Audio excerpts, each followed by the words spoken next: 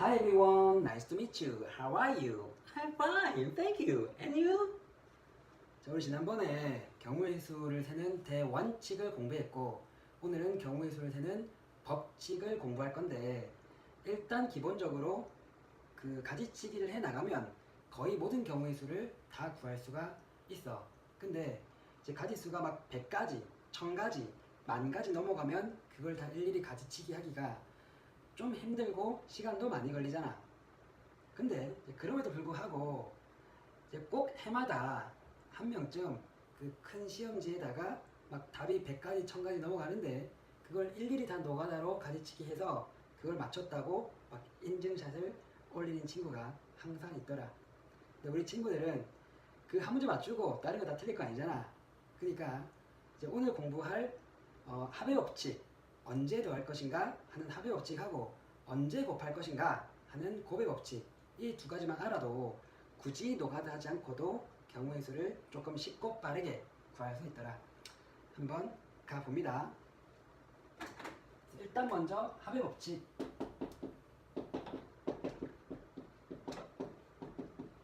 이 합의 법칙은 언제 더할 것인가 하는 건데 일단 용어를 한 개 정리하고 갈게. 뭐 주사위를 던지거나 이제 동전을 던져서 나오는 결과 있잖아. 그걸 갖다가 앞으로는 사건이라고 할 거야. 주사위를 던져서 뭐 짝수의 눈이 나올 사건, 동전을 던져서 앞면이 나올 사건이라고 할 거야. 자, 일단 뭐 한 가지 예를 생각해 볼 건데 이제 쌤이 드는 예는 좀 쉬운 예면서 이제 그 원리를 간파할 수 있는 아주 주옥 같은 예야. 좀 이 쉬운 예를 통해서 그 원리를 간파하는 게 핵심이야. 일단 그 주머니에 1부터 해서 20까지 적힌 공이 들어있어. 이제 문제집 풀다 보면 주머니를 참 좋아하는데 어쨌든 이 주머니에서 공을 이렇게 딱 끄집어냈을 때 그 나온 공이 3의 배수 또는 7의 배수 1 경우의 수를 구하래. 그러면 일단 3의 배수가 6개 있고 그다음 7의 배수가 2개 있으니까 3의 배수 또는 7의 배수는 총 이 두 개를 더한 것만큼 나올 거란 말이야. 아, 그러네. 그러니까 지금 이 주머니에서 3의 배수가 나올 사건, 그걸 A라 그럴게. 이 주머니에서 7의 배수가 나올 사건, 그걸 B라 그럴게. 그래서 딱 지금처럼 어떤 사건 A하고 또는 어떤 사건 B하고 일어나는 경우의 수를 구할 때는 그냥 각각 구한 다음에 더한 것만큼 총 가지수가 생길 거야. 아, 그러네. 그래서 사건 A 또는 사건 B가 일어나는 경우의 수를 구할 때 더하면 되더라. 근데 조금 조심할 게 있어. 이번에는 지금 주머니에서 공을 끄집어 했는데 그게 2의 배수 또는 3의 배수가 나오는 경우의 수를 구하래. 그러면 마찬가지로 일단 2의 배수가 10가지 있고 그 다음 3의 배수가 6가지가 있고 근데 이걸 두 개 더한 것만큼 총 가지수가 생길까? 하고 생각해 보니까 지금 2의 배수면서 3의 배수인 6의 배수는 지금 2의 배수를 셀 때도 더했고 그 다음 3의 배수를 셀 때도 더했고 즉 6의 배수는 지금 중복해서 2번 셌단 말이야. 그러면 되잖아. 그러니까 지금 이 더하는 과정에서 중복해서 더하는지를 반드시 꼭 점검해보고 딱 지금처럼 중복해서 더하게 되면 그때는 반드시 한 번은 빼줘야 돼. 2의 배수면서 3의 배수인 것들 6의 배수는 지금 중첩 됐으니까 6의 배수 3개를 빼줄게. 오케이? 오케이. 쌤이 이렇게 강조하는 거는 이제 맨날 이제 시험 끝나고 나서 아 맞다 하는 바로 그 문제라서 그래. 나중에 시험 칠 때 조심해 주시기 바라고 의식적으로 조심해야 돼. 아니면 실수한단 말이야. 까딱하다 실수한단 말이야. 조심해 주시고 이제 언제 더할지는 알았다 그래. 그럼 이번에는 언제 곱할 것인가 곱의 법칙. 당당당 곱의 법칙. 근데 이 곱의 법칙을 잘못 사용하고 남용하는 순간 열심히 공부했음에도 불구하고 틀리는 이상한 일이 발생하거든. 좀 제대로 공부해야 돼. 일단 한 가지 한번 예를 들어 볼게. 여기 집이 있고 학교가 있고 PC방 있다고 칠게. 그래서 집에서 학교까지 가는 길이 두 가지가 있고 학교에서 PC방, 독서실까지 가는 길이 세 가지 있다고 쳐.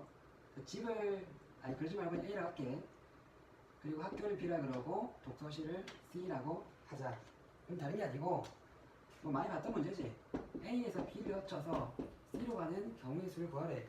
너무 쉽다 그지? 이 쉬운 예를 통해서 원리를 간파하는 게 핵심. 그러면 일단 A에서 B까지 가는 경우의 수가 두 가지이고 일단 B에서 C까지 가는 경우의 수가 세 가지니까 이 두 가지를 더할까 곱할까? 곱한다고? 왜? 두 사건이 동시에 일어나니까 곱하지 라고 생각해서 많이 틀린단 말이야. 물론 지금은 맞는데 두 사건이 동시에 일어난다고 곱하잖아. 그럼 지금은 맞지만 나중에 틀리는 이상한 일이 발생해. 그래서 그런 문제는 나중에 좀 풀어줄 건데 뭐 하나의 예로 우리 지난 시간 마지막에 풀었던 그 수능 문제 있잖아. 그 사람 네 사람이 있는데 그 네 사람이 각자의 모자를 가져가는데 자기 자신의 모자를 제외한 다른 사람의 모자를 가져가는 경우의 수를 구했었지.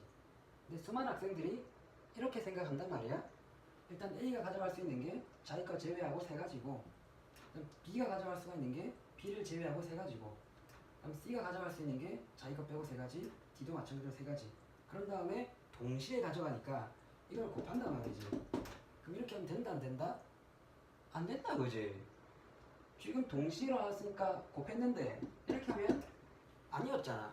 우리 지난 시간 가르치게 보니까 답이 이게 아니었지. 그러니까 보다시피 어떤 두 사건이 동시에 연속해서 일어난다고 함부로 곱하는 순간 열심히 공부했음에도 불구하고 틀리는 이상한 일이 발생합니다. 그래서 얘가 지금 왜 곱해지는지 한번 탐구를 해보자면 그냥 이런 거야. 지금 A에서 B로 가는 요 한 가지에 대해서 한 가지, 두 가지, 세 가지. 그지? 여기서도 마찬가지로 밑으로 가는 거에 대해서도 한 가지, 두 가지, 세 가지. 그러니까 일단 가지치기 했을 때 3 더하기 3에서 6가지가 나올 거란 말이야. 그 6가지가 2 곱하기 3인 거지. 무슨 소리인가 하니까 지금 이 2 곱하기 3을 갖다가 생각할 때 이렇게 생각하는 거야. 지금 A에서 B까지 가는 경우가 위로 가는 거 한 가지, 밑으로 가는 거 한 가지. 그리고 위로 가는 거에 대해서 세 가지, 밑으로 가는 거에 대해서 세 가지. 그러니까 각각에 대해서 세 가지가 늘어나지. 그래서 2 곱하기 3이라고 생각해야 돼. 자, 무슨 소린가 하니까 언제 곱하는 거냐면 한 가지에 대해서 그 다음 사건이 일관되게 세 가지씩 늘어날 때 여기에 대해서도 세 가지, 여기에 대해서도 각각 세 가지씩 늘어날 때 그때 곱하는 거야. 교과서에는 정확하게 정의가 돼 있단 말이야. 한 사건에 대해서 그 각각에 대해서 다른 사건이 일관되게 늘어날 때 그때 곱한다. 고 정의돼 있어. 근데 그걸 좀 쉽게 풀었으면 두 사건이 연속해서 동시에 일어날 때 주로 곱하니까 곱한다고 생각을 하는 거지. 이렇게 생각하는 거야. 약간 장황하게 설명을 했는데 요약 정리하자면 이렇게 생각하는 거야. 그래서 주로 일단 기본적으로 어떤 두 사건이 연속해서 동시에 일어날 때는 곱한다고 생각하면 되는데 함부로 막 곱하지 말고 반드시 한 사건에 대해서 일관되게 그 각각에 대해서 일관되게 늘어나는지를 반드시 점검해라. 일관되게 늘어나면 곱하면 돼. 일관되게 늘어나지 않으면 그때는 반드시 곱하지 말고 가지치기 해봐야 돼. 오케이? 자, 그걸 좀 조심하면 되고 이건 좀 쉬웠다 그지? 사실 이 쉬운 예를 통해서 원리를 간파하면 이제 수능 문제도 정확하게 뚫리거든. 그래서 마지막으로 수능 문제 한 개 딱 풀고 마칠게. 지금 여기 A 지점이 있고 여기 B 지점이 있고 여기 C, 여기 D가 있다고 칠게. A에서 B로 가는 길이 두 가지가 있고 B에서 D까지 가는 길이 4가지가 있고 A에서 C까지 가는 게 3가지가 있고 C에서 D까지 가는 게 2가지가 있다고 치자. 그리고 지금 A 지점에 지금 사람 2사람, 갑과 을 2사람이 서 있다고 쳐. 그래서 문제가 이런 거야. 지금 갑과 을이 동시에 A에서 출발해서 D까지 가는 경우의 수를 구하고 싶은데 한 사람이 지난 중간 지점은 다른 사람이 지나지 않고 A에서 D까지 가는 경우의 수를 구입하려 하는 게 문제였어. 그러면 일단 크게 경우가 2가지가 생긴다, 그지? 그래서 갑이 A에서 B를 거쳐서 D로 갔으면 을은 자동빵으로 A에서 C를 거쳐서 D로 갈 수밖에 없다, 그지? 아니면 뭐 이런 경우도 있잖아. 그래서 갑이 A에서 C를 거쳐서 D로 갔으면 을이 A에서 B를 거쳐서 D로 갈 수 있다, 그지? 자, 그래놓고 한번 생각을 해볼게. 자, 일단 이쪽은 일단 갑이 이렇게 가는 경우가 2 곱하기 4 해서 지금 8가지고 을이 A에서 C를 거쳐서 D로 가는 경우가 3 곱하기 2 해서 6가지고 그런 다음에 여기가 키포인트야. 그럼 요 2개는 더할까 곱할까?